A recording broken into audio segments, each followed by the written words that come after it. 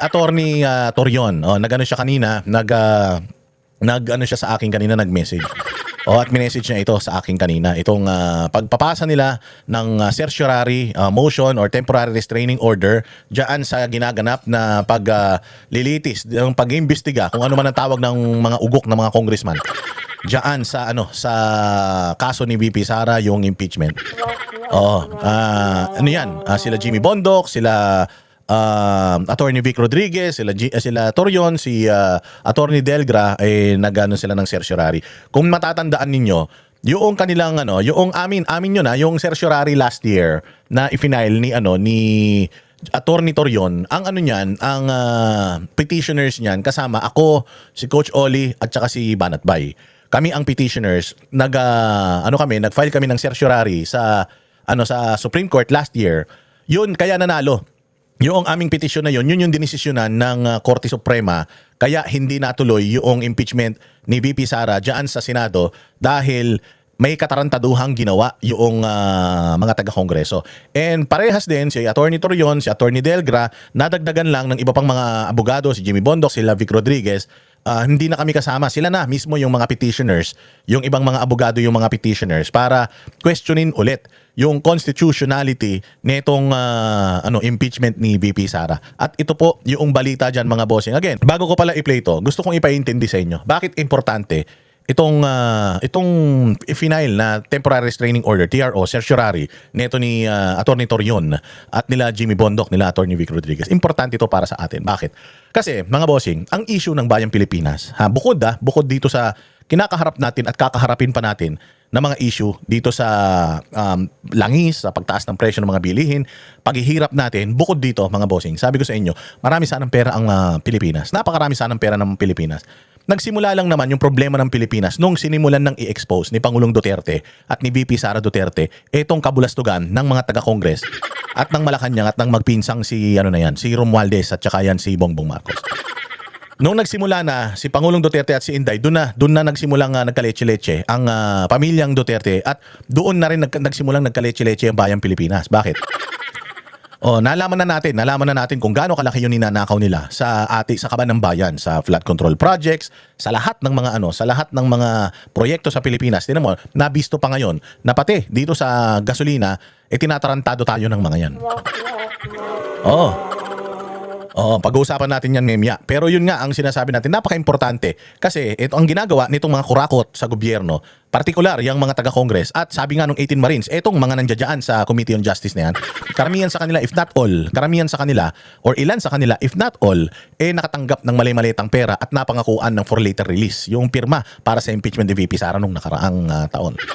Nagkaroon din ng impeachment kay Pangulong Marcos pero nakikita mo ang lumusot lang, hindi nila tinanggap yung impeachment na kino-complain nila Mike Defensor. Tinabla nila yun pero yung iba tinanggap nila. Kaya nila tinanggap yung iba kasi nga madidismiss yan kalaunan at pag na-dismiss yan, wala na, isang taon na hindi mo pwedeng makasuhan itong adik di umano na presidente natin. Sabi ni Amy Marcos, hindi ako nagsabi nun. So ngayon mga bossing, ayan na, pagdating kay Inday Sara, walang kagatol-gatol, walang ka-ebidensya. Pare-parehas lang din naman yung ibinibintang sa kanya pero tumawid sa pangatlong level yung impeachment ni VP Sara. So doon pa lang nakikita mo na katarantaduhan na talaga. Kabobohan na talaga. Yung kay Pangulong Marcos hindi tumuloy. Pero yung kay Inday Sara tumuloy. Diyan pa lang malalaman mo na talagang tinatrabaho lang si Inday Sara. Ang gusto nilang mangyari, mga bossing, si Inday Sara hindi maupo or hindi manalo sa 2028. Kaya nga grabe yung Facebook page ko. Sabi ko sa iyo ang algorithm ko ng Facebook page ko, media, at saka mga pro-Duterte. Wala akong fina-follow ng mga anti-Duterte. Yan, sila Palsis, yung malhabang-babang pangit na babaeng bobo, at kung sino-sino pa. Kahit si Claire Castro, hindi ko yan fina-follow sa social media. Ang fina-follow ko lang yung mga pro-Duterte. Kasi doon may matututunan ka . Sa mga yan kasi tinry ko na may follow yung mga ulol na yan. Wala talaga ako matutunan . Yan ang sinabi kasi sa kabiling-bilin sa akin ni Banat Bay. Nada, you should also watch yung mga kabilang vloggers para maintindihan mo kung ano yung nila. Kung ano yung argumento nila para makita mo kung ano ba yung punto nila. Wala silang punto . Wala silang punto. Bakit? Bakit ako, noong una nakikinig ako sa kanila pero wala talaga. Ang tatanga . Ang bobobo, ang tatanga, tas pare-parehas ng sinasabi. Yung sinasabi nito, yung din ang sinasabi niyan, yung din ang sinasabi niyan. So na-realize ko, putang ina, mga bayad ito. So mga bayad na propagandista ito, ba't ko pa sila papanoorin? Hindi ba? Pare-parehas lang naman yung script nila. Kailangan mo lang i-follow yung isa eh. Kasi pag finallow mo yung isa, yung 100, yun na yung sinasabi ng isa eh. Wala silang kanya-kanyang mga opinion. Wala silang kanya-kanyang diskarte. Pare-parehas sila ng sinasabi. Pare-parehas sila ng topic, pare-parehas ng angulo, puros mga tanga. So sabi ko, I'll just follow one. And the others, hindi ko na panonoorin kasi magsasayang ako ng oras. Halata mong bayaran eh. Bakit ako nagpa-follow sa mga Duterte support? Because ako alam ko sa sarili ko ha. Hindi naman sa pag-ano banat by ang laking ano na niyan. Napakalaking vlogger na niyan. Ako sinasabi din naman ng iba, I don't consider myself as isang eksplosibo, malaki at importanteng vlogger. Pero may boses ako. Never kaming inalok, never kaming nagkaroon ng kita whatsoever sa mga Duterte. Kahit na mamatay man buong pamilya natin, wala tayong natatanggap talaga ng mga ganyan. And proud na proud ako. So, kaya alam ko na kung si Banat Bay, ako, wala kaming offer, I'm pretty sure yung ibang mga kasamahan namin, wala din. I'm pretty sure yung ibang mga kasamahan namin, kaya sila naging mga Duterte vloggers, supporters, dahil maayos talaga ang mga Duterte.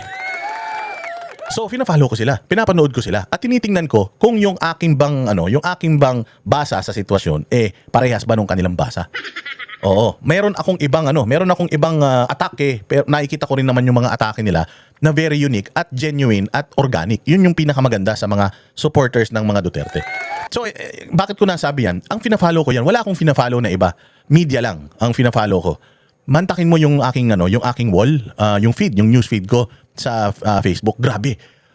Puros mga individual, puros mga pages na pag nakita mo yung mga nagko-comment sa kanila, 5 lang yung kaibigan, 5 lang yung followers, puros anti-Sara Duterte yung kanilang mga propaganda. Puros yung Congress, si Luistro, si Inday Sara, pare-parehas eh. Si Inday Sara gusto ng bloodbath pero ayaw makipag-cooperate. Ang dami, as in, sabi ko, bakit ako nandito sa algorithm na to? Bakit ito ang lumalabas sa Facebook page ko? Ako, yung isang Facebook page ko, naka-shadow ban yun. Bakit naka-shadow ban yun? Bakit naka-shadow ban? Samantalang, ang mga followers ko naman, syempre, karamihan, parehas ko ng opinion. So, bakit ako nagkaka-violation? So, nakatutok yung meta, lahat ng mga malalakas na mga Duterte influencers, ibinababa nila, sina-shadow ban nila, tapos nilalagay nila, ino-offer nila sa mga feed ng lahat ng mga Duterte supporters yung pang-asar na mga post na mga bobo ng mga pages na yan. So, sabi ko, matindi talaga yung umiikot na pera para sirain si Inday Sara. Oo, kasi tinan mo ha, ang mainstream media, ang hina-highlight, yung hindi pagpunta ni Inday Sara, hindi nila hina-highlight bakit hindi nagpunta si Inday Sara at bakit dapat hindi magpunta si Inday Sara. Kaya nga kahapon, pinlay ko yung kay Karen Davila na kine-question niya si Luistro patungkol sa ginagawa nila. Si Karen Davila lang yung nakita ko. Other media personalities, wala. Hindi nila sinusokol si Luistro. Kaya nga si Luistro, gulat na gulat siya bakit siya ginanon ni Karen Davila. Pero wala, lahat puros mga propaganda against Inday Sara. And nagulat ako dahil sa feed ko nga puro propaganda against Inday Sara. O sabi ko po siya, talagang matindi, maraming perang umiikot just to discredit Inday Sara at sirain si Inday Sara. And pera natin 'yan. Ngayon mga bossing, itong impeachment na ito, importante itong final na TRO and certiorari nila Attorney Torion. Importante yan kasi future ng Pilipinas ang nakasalalay diyan mga bossing. Bakit ko sinabing future ng Pilipinas? If Inday Sara will be impeached, mga bossing, mababawasan tayo ng 6 na taon na may mabuting magsiservisyo para sa bayang Pilipinas. So that's 6 years ng natin. Okay, let's say for example, na-impeach si VP Sara. Pero sa galit ng taong bayan, nanalo yung itinaas niya ang kamay. Let's say for example, kapatid niya, si Mayor Baste, nanalo. So that's 6 years. After ni Baste, sino? Imbis na sana, Inday Sara, tapos nape-prepare ni Baste yung sarili niya, isa pang presidente na kaparehas ng mga Duterte, and then kapag hinug na yung kumparing Bastico, siya na yung magiging presidente. So imagine, yung 6, 12, 18 years na maayos na presidente yung nandito sa Pilipinas. Kasi ang sabi ni Inday Sara, it takes 30 years para maayos ang lahat ng to. Well, masyadong mahaba yun. Feeling ko nga, 6 years lang or 3 years, kayang-kayang ayusin to, basta zero corruption eh.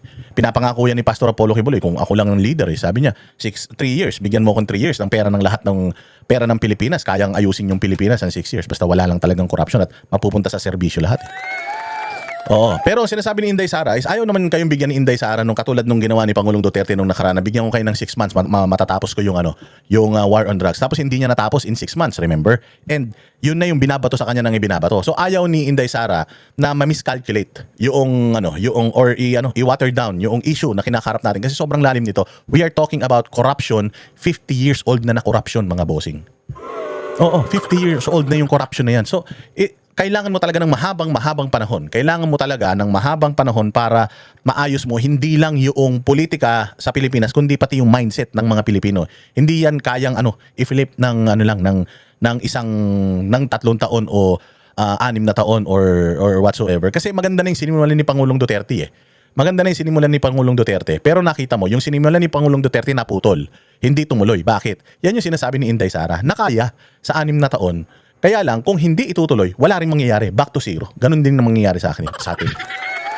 So future na ng bayan natin ang pinag-uusapan dito because aalisin nila yung 6 years na posibleng umupo si Inday Sara dito at habulin lahat ng mga magnanakaw na nagnakaw sa bayang Pilipinas bago siya. Oo, so yun yung gusto nilang mangyari, mawala si Inday Sara. So kailangan labanan natin yung propaganda, labanan natin yung mga nakikita natin sa newsfeed natin na naninira kay Inday Sara. Kasi hodang makancel yung ating mga pages, yung ating mga personal Facebook page, gumawa kayo ulit ng bago. Huwag kayong matakot sa violation. Labanan natin mga bossing kasi sila may pera. May pera galing sa flood control yung umiikot para sirain si Inday Sara. Tayo organic eh. Ipakita natin na mas malakas ang boses ng totoong mga Pilipino nagmamahal sa bayang Pilipinas. Tayo magpapaano. So importante to because kung hindi kung may impeach si VP Sara, hindi na siya tatakbo hindi na siya pwedeng tumakbo kasi may perpetual disqualification yan. Hindi na siya pwedeng makatakbo sa kahit na anong posisyon sa gobyerno. Napakalaking sayang mga bossing, napakalaking sayang kasi magaling si Inday Sara eh, matino si Inday Sara eh, may puso si Inday Sara at alam ni Inday Sara kung papaano itatakel itong problema ng bayang Pilipinas. Alam niya kung papaano ipiprepare yung Pilipinas para sa susunod na mga henerasyon ng mga maglilingkod sa Pilipinas. So wag natin hayaan na sirain ng Congress, sirain ni Trillanes, ni De Lima, ni Jokno at nung baklang nakangiwi, wag nating hayaan na sirain nila itong bayang Pilipinas because again, si Inday Sara yung pag-asa natin. Kung hindi uupo si Inday Sara sa 2028, kung ibang tao ang uupo sa 2028, baka hindi yung potensyal na maituloy lahat ng mga programa ni Pangulong Duterte, baka hindi na talaga maituloy. So kailangan talaga natin na mailagay si Inday Sara dito. Kaya gawin natin ang lahat ng ating mga makakaya sa personal nating kapasidad para labanan itong ginagawa nila kay VP Sara. Okay ba yon? Napahaba na naman yung ko. Hindi, I'm very passionate mga bossing. Sabi ko nga sa inyo, I'm not getting anything from this. Ang nakukuha ko lang dito is ito, nagkakapangalan ako. Ang nakukuha ko lang dito is nare-recognize ako, nare-recognize nyo ako, napapasalamatan ako ng mga pinagtatanggol natin ng mga Duterte. Nagkakaroon kami ng relasyon. Pero sabi ko nga sa inyo, demanda, death threat, is it worth it? Ayaw ko dumating yung panahon na, alam mo yun, nakulong ako dahil sa pinaggagawa ko na to or napatay ako dahil sa pinaggagawa ko na to. Tapos, walang nangyari. Ayaw kong mangyari. Yung gusto ko na anuman ang mangyari sa akin, anuman ang mangyari sa aming banateros, makulong man kami sa mga kasong ginagawa para sa amin o madisgrasya man kami dahil dito sa pagsasalita namin. Gusto namin maayos yung bayang Pilipinas. Si Inday Sara, makaupong presidente. Para sa Pilipinas, para na sa Pilipinas yan mga bossing. Sabi ko nga sa inyo, napakahirap ng buhay ngayong, grabe. Sobrang hirap ng buhay. And hindi ko sinasabi na si Inday ang kasagutan sa kahirapan. Pero alam ko na magsisilbi si Inday Sara sa atin ng malinis, ng buong puso, ng lahat ng kanyang makakaya at hindi niya tayo nanakawan katulad ng administrasyon na to. So pakinggan natin itong demanda ni Atty. Torion. Umabot na sa Korte Suprema ang impeachment ni VP Sara. Pinawawalang bisa ng ilang abogado ang naging pagdinig sa Kamara dahil labag daw ito sa konstitusyon. Narito ang agenda report ni Joan Manalo. Formal na hinamo ng mga abogadong taga-suporta ni Vice President Sara Duterte ang ongoing impeachment proceedings sa House Committee on Justice. Nagsumite sina Atty. Israelito Torion, Atty. Resi Angeli Rizada Nolasco, Atty. Raul Lambino, Atty. Vic Rodriguez at 6 pang mga taga-suporta ni VP Sara ng petition for certiorari and prohibition with a prayer for a temporary restraining order sa Korte Suprema para questionin ang mga ginawang hakbang ng House Justice Committee tulad na lang ng pag-i-issue ng subpoena sa Office of the Ombudsman at National Bureau of Investigation para maglabas ng mga dokumentong makatutulong sa impeachment proceedings. Kabilang na nga rito ang SALN ni VP Sara at NBI records ng mga umano'y pagbabanta ng bise laban sa first couple at dating House Speaker Martin Romualdez. The fourth vice challenge is simple but serious. The House Committee on Just Conduct, the strict threshold discipline required by the Constitution and by the House rules on impeachment. It allowed the third impeachment complaints to survive despite defects in form and substance, and then attempted to cure those defects through a subpoena-driven Again defective. In form and substance. Maybe in form, pwedeng hindi yan depektibo. Pero in substance, depektibo yan. Bakit?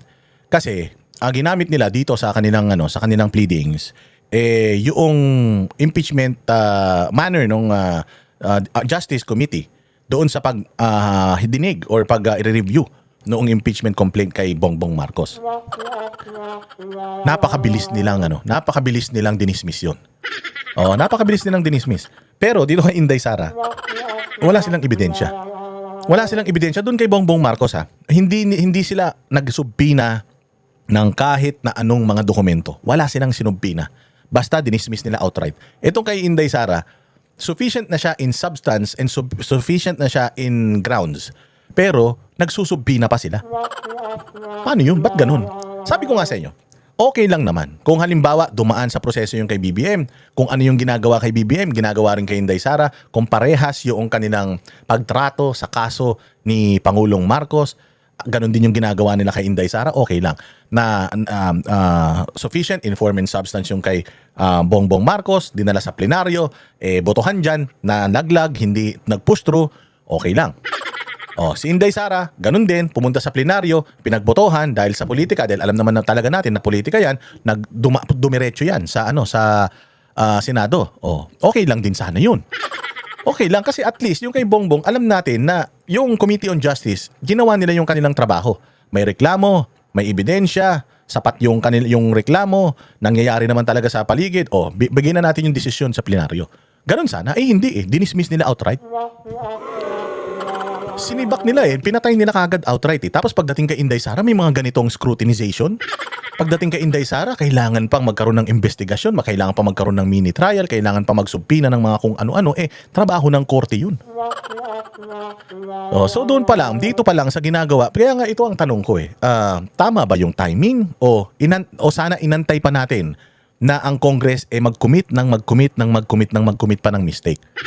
Kasi baka kung inantay natin na nagko-commit sila ng mistake and itong mga taga-Supreme Court ay nakikita naman yung mga mistakes na kino-commit nila, baka mas malakas itong temporary restraining order, itong certiorari, itong pag-question natin sa constitutionality nitong ginagawang pagtrato sa kaso ni VP Sara. But then again, sabi ko nga sa inyo, ito'y akin lang. Sa kanila naman, matatalino yung mga yan, magagaling yan mga yan. Si Acosta, yung babaeng naka-green. Kasama rin namin yan last year doon sa aming reklamo sa Supreme Court. Reklamo namin kung bakit si Inday Sara hindi nagkaroon ng impeachment noong 2025 yung nakaraang 19th Congress dahil yun sa TRO. And ngayon, sana two wins in a row. Sana makuha ni Attorney Torion. So sana tama yung timing and sana mabilis na aksyonan ito ng Supreme Court. So yun yung nakikita ni Torion na butas dito na yung ginawa nila kay Inday Sara, yung standards na ginawa nila sa pagdidismiss ng kaso ni Bongbong, iba sa standards na ginagamit nila dito sa kaso ni Inday Sara. So parang lumalabas, parang sinasabi ni Torion na bias at halatang halata. Hindi pa ba halata? Hindi pa ba halata? Mismong mga taga-Justice Committee, members ng Justice Committee ang nag-e-endorso ng mga impeachment complaint kay VP Sara. Sila mismo yung magdidesisyon tapos sila mismo yung nagko-complaint. Dapat nag-a-abstain yan mga yan Hindi ba conflict of interest yan para sa akin hindi ba? Lugi-lugi. potentially processed. Nilinaw ng mga petitioner na hindi sila naghahain ng petisyon para absueltuhin sa pananagutan si VP Sara. It is about it that accountability remains constitutional.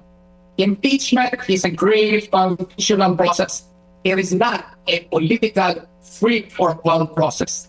It is not a mechanism that may be stretched, improvised, or reversed, depending on the identity of the respondent. Kaya hinihiling ng mga petitioner sa Korte Suprema na ipawalang bisa ang mga naging aksyon ng komite at pigilan na ang mga susunod pang pagdinig. Nararapat lamang daw umusad ang impeachment kung may sapat na batayan ito at sa pamamagitan ng prosesong pinagtitibay ng saligang batas. Para sa agenda. Yon. So thank you very much, Atty. Torion, sa iyong effort. Thank you. Alam nyo, walang bayad na naman to. Oo. Nung nag-file kami last, okay, sige, aminin na namin. Nung nag-file kami last ng TRO, certiorari, dito sa impeachment kay VP Sara, si Atty. Torion, pero it was in the guidance of Pastor Apollo Kibuloy. Salamat talaga, Pastor Apollo Kibuloy, for that, kasi hindi na-impeach si VP Sara nitong 19 Congress. And ngayon, again, initiative na naman ito ni Atty. Torion.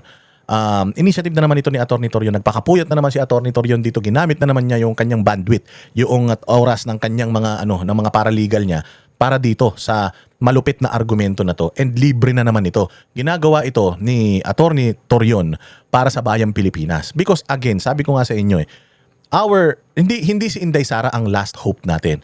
Pero alam ko na magsisimula kay Inday Sara yung future ng magandang Pilipinas.